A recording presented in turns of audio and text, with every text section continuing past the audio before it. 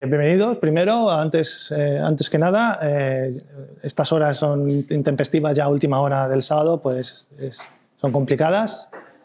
Y nada, muchas gracias por venir. Esperaba mucha menos gente, teniendo en cuenta las horas que son, pero muy bien. Muchas gracias por venir y nada, a ver, espero que os guste la charla. A ver, supongo que estáis aquí es porque os interesa la programación funcional y Java, ¿no? Pues entonces, si ese es el caso, entonces habéis acertado. A ver.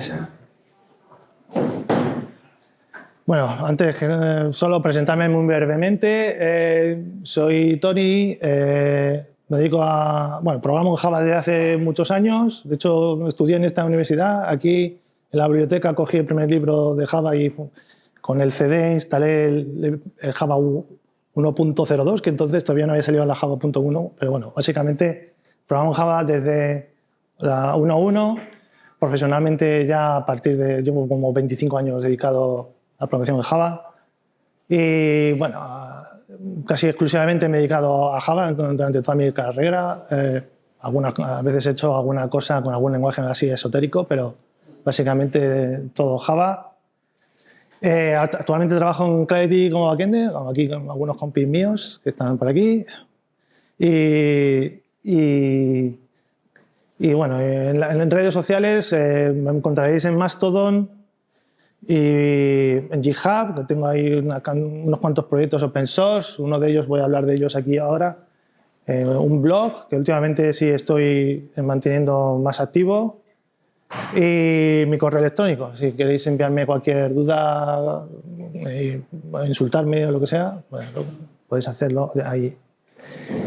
Y bueno, ¿qué vamos a ver hoy? Muy brevemente, pues, ¿qué es FCIS? Bueno, lo he puesto ahí, es Functional Core Imperative Shell. Vamos a ver en qué consiste eso, de dónde viene y qué implica. Pues un breve resumen de la novedad del lenguaje, pero sí, bueno, si más o menos habéis trabajado con Java 25 o con Java 21 o las versiones modernas, pasaré un poco rápido por ahí y luego ya empezaremos con ejemplos de código con una aplicación web muy sencilla, trivial, que he estado desarrollando a la vez que preparaba la charla. Y nada, vamos a empezar con esto. Antes de empezar, vamos a ver si habéis trabajado alguna vez, por ejemplo, con Ports and Adapters, con la arquitectura hexagonal. ¿Quiénes habéis trabajado con arquitectura? Más o menos casi todos habéis trabajado con arquitectura hexagonal. Está ahora bastante mainstream, sí. Con Domain Driven Design y con Clean Architecture, bueno, que básicamente es casi lo mismo, pero con otro nombre. Pues Functional Core Imperative Shell, ¿alguien lo conoce? ¿Ha trabajado con él? Bueno, pues entonces vamos a ello. Bueno, Ports and Adapters es desarrollado por este hombre en 2005, que también se llama arquitectura hexagonal, que es un nombre que me parece muy ampuloso, muy absurdo, pero bueno, Ports and Adapters yo creo que lo describe mucho mejor. Domain Driven Design también llegó más o menos en la misma época y luego ya llegó Clean Architecture con el Uncle Bob ya para 2017, pero básicamente son conceptos similares. Bueno, DDD es muchísimo más extenso. No voy a hablar de DDD porque básicamente tampoco soy experto en DDD, pero lo que me gusta de Functional Core es que se encaja muy bien con todo lo que es arquitectura hexagonal, pero le da como, te da como unas vías, ¿no? De unos guardarraíles que te dice, pues mira, esto va a Core, en Core se puede hacer estas cosas y luego lo que no sea Core va al Shell, ¿no? Luego también el límite donde pones que es Core y Shell es un poco más, variable, ¿no? Tú puedes decir, pues quiero que sea funcional hasta aquí y luego ya de aquí para vas. Luego lo veremos en los ejemplos. Y bueno, Functional Core Imperative Shell, esto viene del mundo de Ruby on Rails. En una charla en 2012, esta persona de aquí, que no tenía el gusto de conocer, Gary Bernhardt, dio una charla en una RubyCon, algo así, que llamó Boundaries. Es una charla muy cortita, apenas unos 40 minutos, 30, 40 minutos, y en la que es como el pistoletazo de salida de esto. Habla también de hexagonal, pero habla de cómo organizar el código dentro de hexagonal de tal manera que la parte de dentro, o sea, lo que es el core de la aplicación, el dominio, sea todo sea funcional, es decir, con programación funcional, usando las restricciones que nos pone la programación funcional. Y bueno, luego veremos más en detalle. Luego, pues el Functional Core Imperative Shell, como he dicho, pues tiene el mismo objetivo que los otros modelos, que es pues, reducir acoplamiento. Es decir, la idea es que esté lo más desacoplado posible para que poder quitar un imponer piezas sea sencillo y luego maximizar la cohesión. Es decir, que a veces el trade-off entre desacoplar, a lo mejor haces unas abstracciones realmente complejas y con un desacoplamiento muy amplio, pero luego no hay cohesión entre el código. Entonces, ahí está. Lo que buscan todas estas arquitecturas pues es esto, maximizar la cohesión y reducir el acoplamiento. Y, bueno, y básicamente aislar el dominio de todo lo que pueda pasar fuera. Es decir, que el dominio sea estable y que no dependa de que el API de fulanito ha cambiado y se me ha roto la aplicación. Entonces, pues como he dicho, todos estos son más o menos los mismos. Hexagonal incide más en lo que es aislar el dominio del exterior y Functional Core Imperative Shell se centra más en cómo se debe comportar es decir, más que comportar, a lo mejor no es la palabra adecuada. ¿Qué es lo que se puede hacer en cada sitio? ¿Sí? ¿Qué se puede hacer en core y qué no se debe hacer en core y qué se puede hacer en el shell y qué no se debe hacer en shell? La parte de Functional Core, pues en el core es donde reside pues, la lógica de negocio, que es donde está el dinero. Ahí tienen que estar ahí todas las tomas de decisiones. Es decir, si yo pues, tengo que decidir si un servicio, si un estado cambia de X a Y, pues eso se tiene que estar en una clase dentro del negocio, dentro del dominio. Y luego el core pues, tiene que ser, para que Functional Core nos viene a decir que el core tiene que ser siempre inmutable. Es decir, no puede haber clases mutables. Es decir, tiene que ser todo inmutable. Que no haya side effects dentro del core. Que sea todo... side effects me refiero a que no hago una llamada HTTP o me conecto a base de datos. Nada, ni siquiera... se debería, por ejemplo, usar los propios repositorios que puedas definir dentro del dominio desde dentro del core. Los repositorios para que se usen desde el shell. Porque, bueno, ahora lo veremos. Y luego, también, el funcional, las excepciones en el mundo funcional no se ven, se ven como que te rompen el flujo de trabajo, es como que salta la ejecución normal, entonces se puede considerar como un efecto de lado, un side effect, y que no tenga dependencias con cosas de fuera, ¿no? Que no tenga dependencias con cosas externas. Las funciones que hayan dentro del core que sean puras, es decir, como he dicho, que no tengan las clases que sean inmutables, no pueden cambiarse internamente, o sea, desde fuera nadie va a poder ver cambios dentro del... Y entonces esto significa que todo esto es determinista, todo el core será determinista, es decir, para la misma entrada voy a tener siempre la misma salida. Luego esto que implicará también, como el core va a ser simplemente como una colección de funciones que podemos agrupar en diferentes clases y tal, pues los tests van a ser mucho más sencillos de hacer y más rápidos porque no necesitamos hacer ningún stub, no tenemos que crear ningún mock y es decir, el tiempo de ejecución de esos tests pues, será prácticamente inmediato porque no tenemos que levantar un contenedor ni un servidor web y cosas así, ¿no? Como he dicho, necesidad de mocks y stubs. Y luego la parte de Imperative Shell, que es la parte de fuera es como un cascarón, el cascarón de... Sí, si estuviésemos en hexagonal es justo... bueno, esto correspondería más a los casos de uso.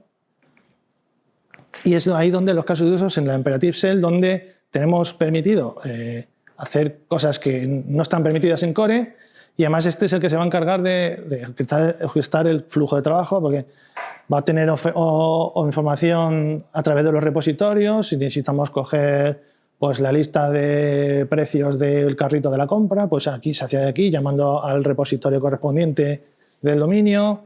Luego, si hay que calcular los impuestos y todo esto, pues a lo mejor tiene que haber una clase en Core que se encargue de, tú te paso el carrito de la compra con los precios de cada uno de los tal, y además ahí tiene internamente, pues dependiendo del país del usuario, pues a lo mejor tiene que aplicarle un impuesto u otro. Entonces todo ese tipo de lógicas es la que tendría que ir dentro del core, bueno, os digo, la toma de decisiones y tal, y luego gestiona los IDF. Después de llamar a eso, una vez que hemos calculado el precio del carrito, no sé qué, pues a lo mejor genera un evento, publica un evento, o simplemente guarda en base de datos, genera una factura. Todo eso se hace llamando a un repositorio. Y luego, pues, si tiene que devolver un resultado, devuelve el resultado y ya está. Normalmente, pues esto es lo que se encarga básicamente un caso de uso, ¿no? Pues esto es lo que haría al menos así. Y luego, a ver, vamos a ver ahora también más o menos qué versiones de Java estáis usando habitualmente, si estamos en versiones más modernas o antiguas. ¿Quién todavía está trabajando con Javas anteriores a la Java 8? En producción, por masoquismo. Sí. En Java 8, ya veo que Java 11, 17 y 21, la mayoría, sí. 25, yo. Sí, actualizamos no hace mucho, pero estamos en producción en Java 25 y sí, bastante contentos. Bueno, pues veo que la mayoría estáis en 21, en la 21. Y bastante más de lo que esperaba en la 25, sí. Pues una buena noticia, ¿eh? Cada vez hay menos código legacy, ¿no? Bueno, pues no sé si queréis que vaya por aquí esta parte más. Aquí voy a entrar un poquito, voy a describir un poco las novedades del lenguaje que para mí me resultan más importantes del lenguaje Java, porque desde la versión Java 11, bueno, desde la 8, 9, 11 hasta la 25, se han ido sucediendo una serie de heaps relacionados con los records, el pattern matching, las switch expression, los switch mejorados y un montón de cosas, como que al final ha ido todo convergiendo de tal manera que te permite hacer cosas que antes en Java no se podían hacer. Puedes desarrollar cosas que en otros lenguajes funcionales son más normales, como pueden ser los tipos de datos algebraicos y cosas así. Pero bueno, entonces es como si al final todo convergiera. En Java 21 casi fue donde llegó casi todas esas novedades. Java 25 pues no ha llegado, hay alguna novedad, como por ejemplo el pattern matching, bueno, el underscore para describir algo que no nos interesa. En un pattern matching, a lo mejor nos interesa leer, por ejemplo, es un récord de la edad, queremos ver la edad del usuario, no nos importa el nombre, pues en el nombre ponemos un underscore y ya está. Pero bueno, eso lo veremos ahora más en detalle. Y bueno, los más importantes, como he dicho, records, sealed interfaces and classes, pattern matching y switch expressions. Todo esto es en esto de que me voy a apoyar para desarrollar, para implementar Functional Core Imperative Shell en Java 25. Y bueno, los records introdujeron inicialmente en la Java 16, después de varios previews. Son clases inmutables, tienen un constructor canónico, que significa que ese constructor, la JVM nos asegura que se va a llamar siempre, en todas las circunstancias, ya sea en serialización, deserialización. El constructor canónico sabemos que se va a mantener, se va a llamar siempre. Y luego pues genera una serie de métodos, genera métodos autogenerados, el equals, el hashcode, el toString y bueno, lo del constructor canónico que como veis podemos aquí, constructor canónico simplemente que no hace falta poner aquí, y aquí puedes hacer todas las comprobaciones. Esto nos permite, por ejemplo, que no haya ninguna película que el título esté vacío, que sea nulo o vacío. Entonces, en el momento que intentamos crear una clase, da igual que esta clase venga por serializada o deserializada, la genere Jackson o no la genere Jackson. La única manera de que esto se construya es que pase por aquí. Entonces, y luego otra cosa que, bueno, se ejecuta siempre. ¿No he puesto eso? Bueno, eso lo comentaré luego más tarde. Y luego los series interfaces sean clases que se introdujo en Java 17, que nos permite definir jerarquías de clases cerradas. Se introdujeron la palabra clave non-sealer para declarar dentro de una jerarquía podemos tener una parte que esté abierta. Entonces, si no lo pones en non-sealer, el compilador se quejará y luego esa información de non-sealer la usa luego para que las cosas que extiendan de ese non-sealer tiene que estar, es decir, en algún punto la jerarquía tiene que estar cerrada. Y el compilador, si ve que no está cerrado, al final se quejará. Bueno, esto es un ejemplo muy trivial, pues imaginemos que tenemos diferentes formas, ¿no? Square, rectangle, sí, que cada uno con sus propias definiciones. Bueno, cuando defines los valores del shape, por ejemplo, dentro del Salient Interface no hace falta poner el permits, se puede omitir. Y bueno, el pattern matching, que llegó ya en Java 21, que nos permite deconstruir records y acceder a valores internos de los records. Y tiene la propiedad del exhaustiveness, que el exhaustiveness nos permite tener un switch en el que si ponemos todas las opciones posibles que tiene ese select, el compilador no va a decir nada, pero si nos falta alguna va a quejarse. Y si en algún momento cambiamos el select interface y añadimos un nuevo dato, pues se quejará. Vale, y aquí esto es aprovechando el ejemplo anterior, esto sería un código que calcularía el área, pues es una manera de tener polimorfismo, pero de otra manera. Esto se suele llamar como polimorfismo ad hoc, que es otros lenguajes que no tienen herencia, pues utilizan esta técnica de pattern matching y select interfaces para tener ese tipo de polimorfismo. Y luego tenemos el pattern matching par switch, que podemos tener, se me dio los casos del null pattern, es decir, tú puedes definir un case null, que es bastante útil, y luego pues también puedes hacer este tipo de cases que puedes acceder a, dependiendo del tipo, o sea, es integer i, acceder a los atributos de i, y luego pues como os comentaba antes, si solo vamos a imprimir aquí el tipo, pues aquí el valor de i no nos importa, entonces podemos poner el underscore y queda el código más limpio, no tenemos complejidad accidental, es decir, sabemos que eso ya no lo podemos ignorar. Y esto ya llegó en Java 22 y ya en la primera LTS que incluyó esto fue Java 25. Pero bueno, es la única cosa así interesante, bueno, muchas más cosas interesantes, pero me refiero a novedades de lo que se refiere al lenguaje de Java, que llegó en Java 25. Y luego, si queréis ver más en detalle esto, di una charla en la CommicConf de 2024 sobre todas las novedades de Java 21 en su momento. Y bueno, ahí es una charla que es exclusivamente sobre este tipo de novedades y hay más ejemplos y tal. Pero bueno, no me quiero extender más porque se va a hacer tarde al final. Bueno, otra pequeña encuesta. ¿Alguno habéis usado algún lenguaje funcional como Scala o Clojure o Haskell? ¿Sí? ¿Y alguno otro así esotérico? Lisp. Lisp. Vale, Lisp es parecido a Clojure. ¿Vale? ¿El? Elixir. Sí, vale, sí, se puede considerar también lenguaje funcional. Pascal FC. ¿Cuál, perdón? Pascal FC. Pascal FC, no sabía ni que eso existía.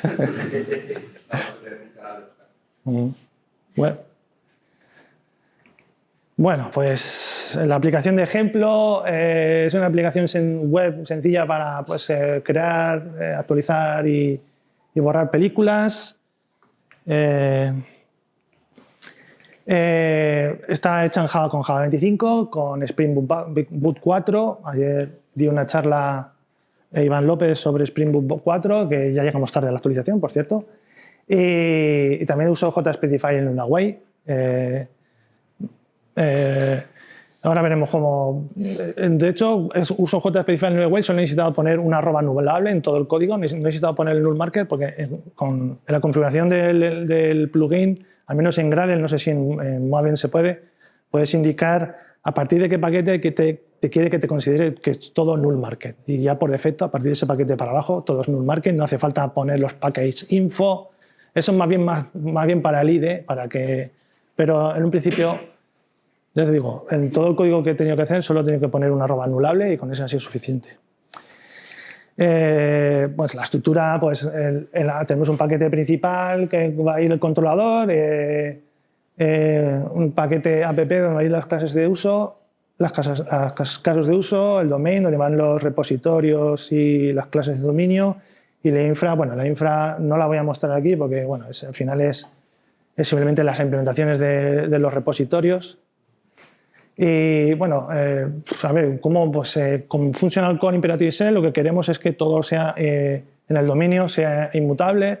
Pues la solución directa es directamente pues, usar un record para modelar nuestra película. ¿Sabes? Tenemos el identificador, que sea el identificador que tenga en base de datos, el título, el año, la duración, el director, el casting de la película, la valoración en estrellas y la categoría, lo que sé, si es ciencia ficción, lo que sea.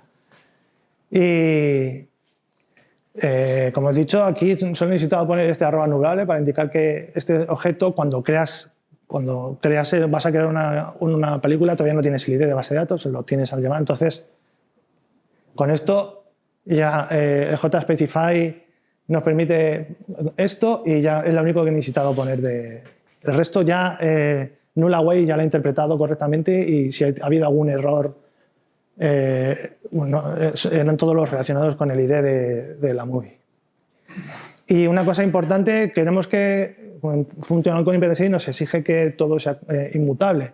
Puede pasar que como el API de Java de colecciones, pues como es una API muy antigua, pues por defecto es mutable. Es decir, tú puedes coger una lista, tienes los métodos add, remove y un montón de métodos mutables que, para asegurarnos que nadie nos mete aquí un list que se pueda modificar inadvertidamente desde fuera, pues se puede hacer en el constructor canónico, se puede hacer una copia defensiva y esto básicamente te crea una lista inmutable que nadie desde fuera puede modificar, aunque no hay manera.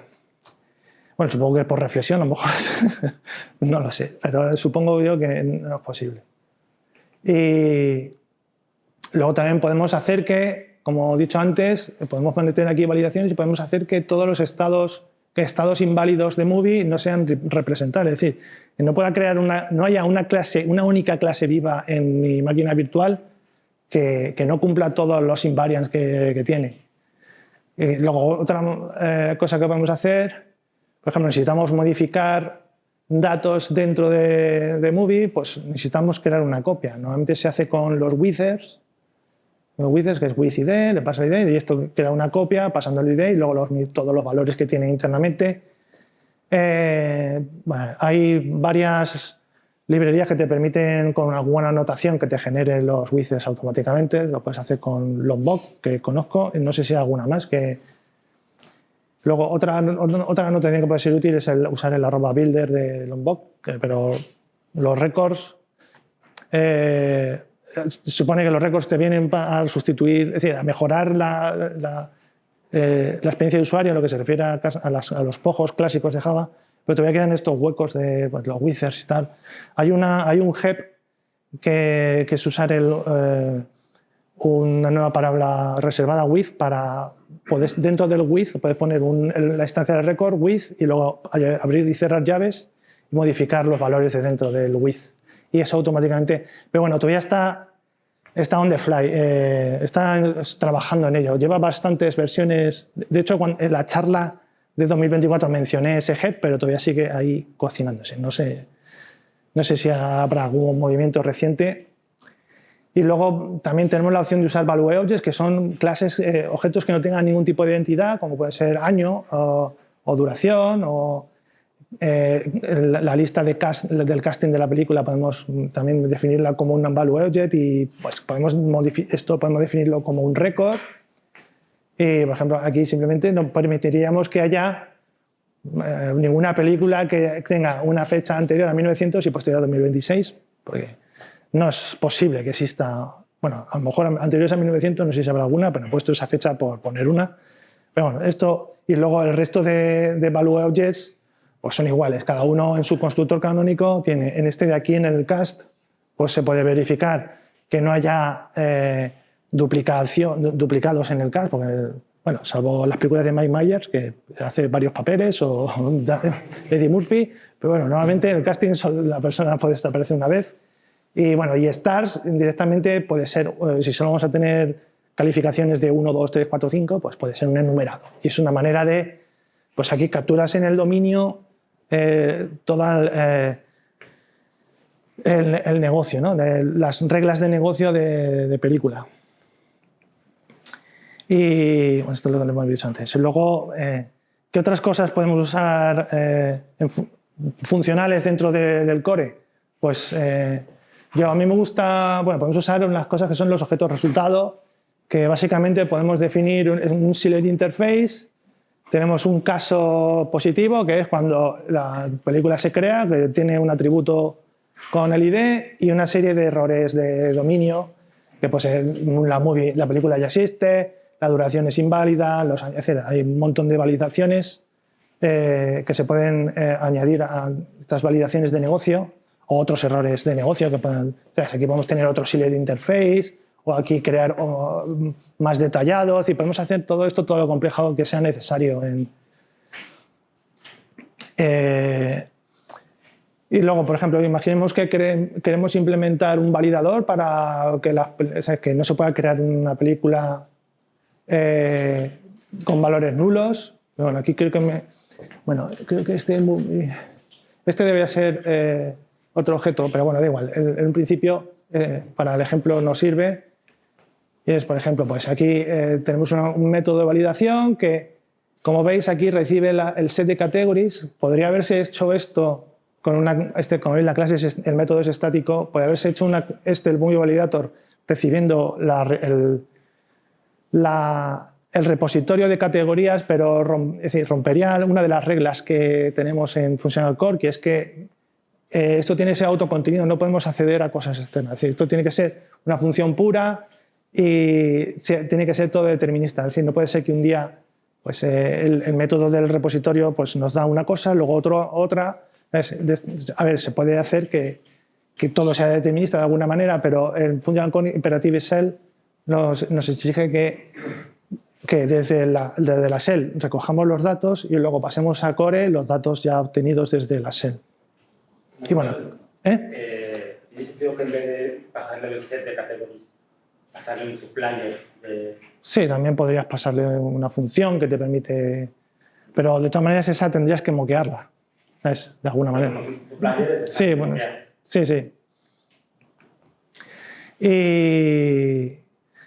Y luego también en el repositorio pues tendrías que devolver también ese objeto resultado. El repositorio podría devolverte, por ejemplo, yo que sé, es decir, podemos verificar en el dominio que no exista una película duplicada, pero por condiciones de carrera puede darse que al salvarlo pues dos hilos a la vez creen el mismo, ¿no?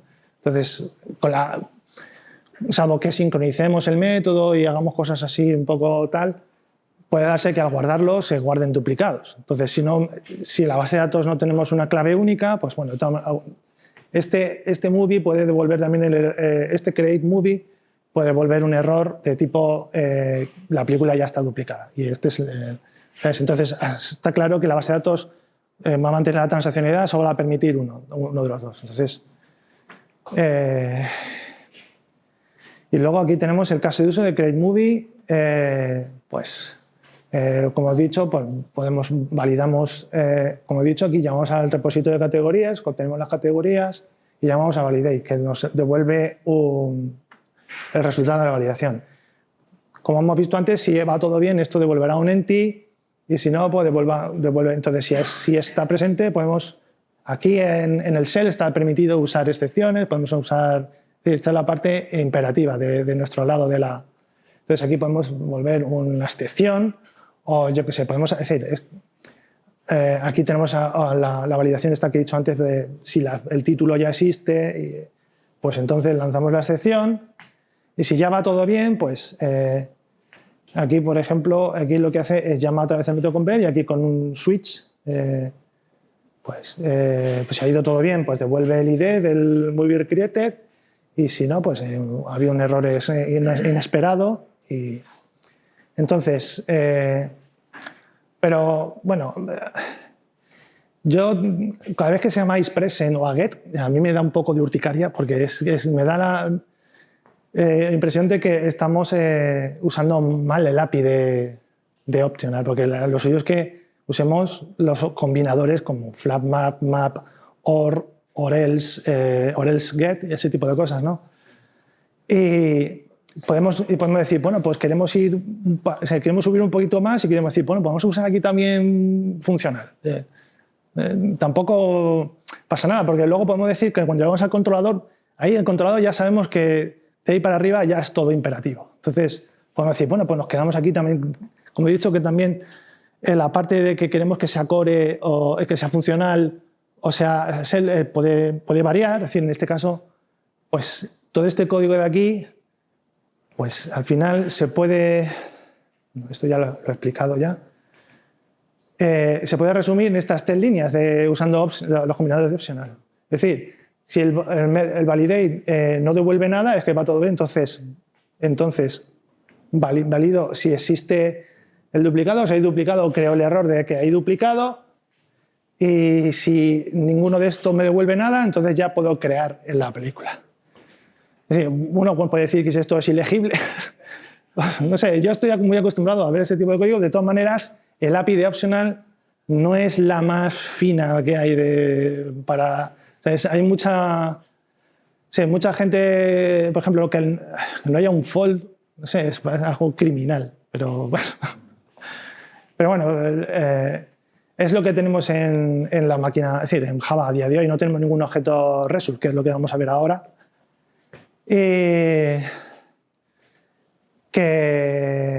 Bueno, sí, aquí ya llegamos al controlador y aquí es donde podemos hacer que hacemos ya el switch, ¿no? Hacemos el switch, es que aquí se me ha pasado de la resaltado. Pero bueno, aquí hacemos el switch y si ha habido un error, ¿sabes? Llamamos a toProblem. Hay una API de Spring que se llama Problem Detail, que está basado en una RFC, que es un estándar. Esto está incluido en Spring desde la versión 3, no sé, la 3 algo, no sé, de una versión de Spring está Problem Detail. Y bueno, pues lo bueno que tiene Problem Detail, que bueno, puedes poner una descripción y luego puedes añadir propiedades, ¿no? Dentro del problem puedes decir, pues la propiedad pues, de la película, la duración, esta era la que tenía.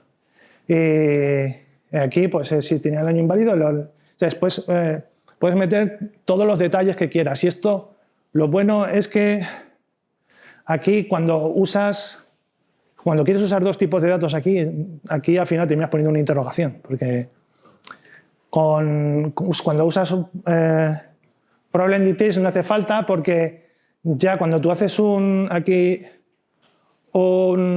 response entity del problem.build, cuando sabe que esto es un problem detail, esto va a estar tipado a esto, pero como esto es una cosa estándar, no hace falta aquí decir, pues lo puede devolver esto o esto, ¿sabes? Queda el código más limpio.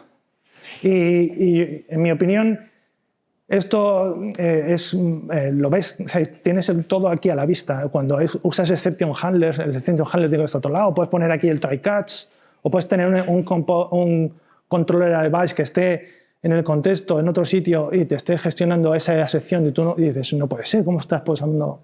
Yo a veces he tenido problemas con eso. Me gusta usar este approach porque ahí de un vistazo lo tenemos todo.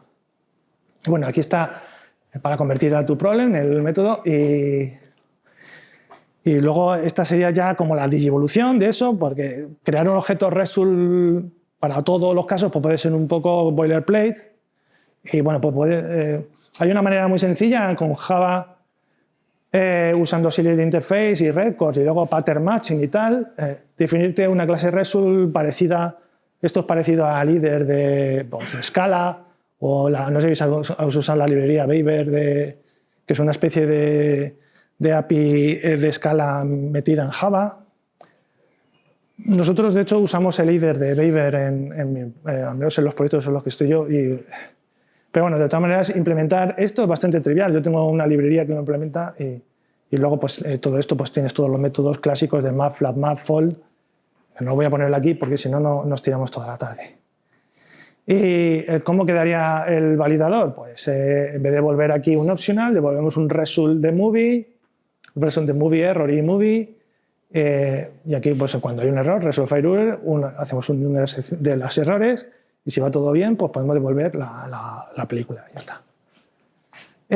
¿Cómo quedaría el caso de uso? Pues es muy sencillo. Vamos a validate. Flat map, check duplicate movie, que básicamente llama al otro método para ver que teníamos antes, y si va todo bien, pues create. Esto es como que pues, tenemos una composición de llamadas, ¿no? Una detrás de otra. Y esto me parece más legible que la de optional, porque aquí como que tenemos dos canales, ¿no? El canal de cuando va algo mal y el canal cuando va todo bien, ¿no? Entonces, y luego al mirar en la firma del método, sabes que el resultado pues en qué puede fallar y qué dato te devuelve. Y el controlador pues es lo mismo.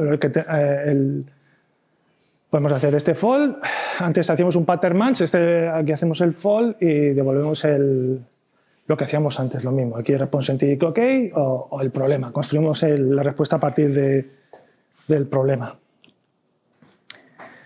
Y vamos a ver. Bueno. El repositorio. Bueno, esto sería ya la devolución completa. Pues no sé si me va a dar tiempo. ¿Cuánto tiempo me queda? ¿10 minutos? Sí, 9 minutos. Bueno, vamos a ver esto muy rápido. Yo estoy usando una librería que se llama DSL que te permite, por ejemplo, tú tienes una interfaz, le pones esta anotación y te genera código para luego usarlo como para que genere una DSL, ¿no? Esto te permite, luego esa DSL te permite combinar diferentes DSLs en una sola. Y bueno, en la diferencia con que había anteriores, aquí no estamos devolviendo optional, porque si no sería como dos capas de indirección. Tenemos el result, el optional, y aquí pues podemos decir que el result, es decir, find by ID devuelve un result de movie, error y movie, y cuando no lo encuentra, pues aquí dice devuelve un error de no encontrado y ya está. Que sería equivalente a que esto devolviera aquí un optional de movie, pero con esto lo que estamos ahí aplanando un poco. Y bueno, los otros métodos que son aquí más sencillos, como el find all y tal, pues se quedan como están. Y luego esto de aquí indicando que el error que vamos a usar, pues al final genera un código como este, que bueno, esto es lo de menos porque esto no lo vas a saber tú, esto no lo ve el usuario que usa la librería. Y bueno, aquí hay una serie de llamadas que genera una cosa que se llama program. Program básicamente es una estructura de datos que te permite generar un DSL combinando operaciones de diferentes DSL, ¿no? Ese es el estado, es el error que puede generar. El estado en este caso, aquí usamos que esto tiene que ser movie repository. Hay que hacerlo así porque si no, no combinaría correctamente. Y este de aquí, pues lo mismo, pues SE, y este es el dato que devolvería, ¿no? Luego, el program tiene un montón de combinadores que te permite pues, combinar diferentes llamadas o otras llamadas de otras interfaces, de otros DSLs y combinarlos. Y bueno, ya el caso de uso, ya yendo al grano, el caso de uso quedaría como esto. O sea, program tiene un combinador que se llama pipe. Por ejemplo, este sería el find categories, que lo sacamos de category repository. El validate, que es una clase que está en core, que ya la hemos cambiado para que vuelva a program. Y create movie, que es este aquí mismo, que es el método que se encarga de hacer chequear si hay algún duplicado.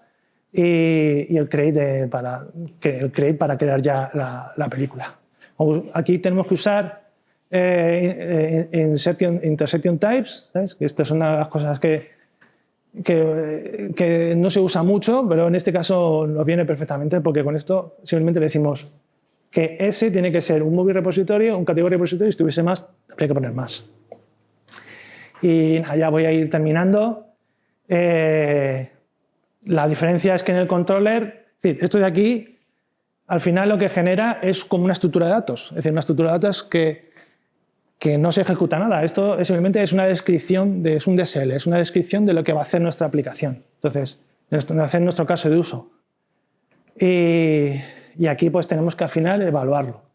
Bueno, esto simplemente es la clase context, es una clase que implementa estos dos interfaces y simplemente delega las llamadas a las implementaciones reales. No tiene más misterio. Y como veis aquí llama execute, que es todo lo que es el caso de uso, y hay que llamar el eval pasando el context, de tal manera que al final ya tienes un objeto result, que es el resultado de ejecutar el programa, y aplicas el mismo fold que teníamos antes. Y bueno, si queréis más información de esto, pues en mi charla del año pasado explico esto más en detalle. Y bueno, en mi blog también explico el paso a paso de cómo implementé Program. Si vais a mi blog, hay, no sé, 7 o 8 capítulos en los que describo paso a paso toda la lógica que hay detrás de cómo he implementado esto.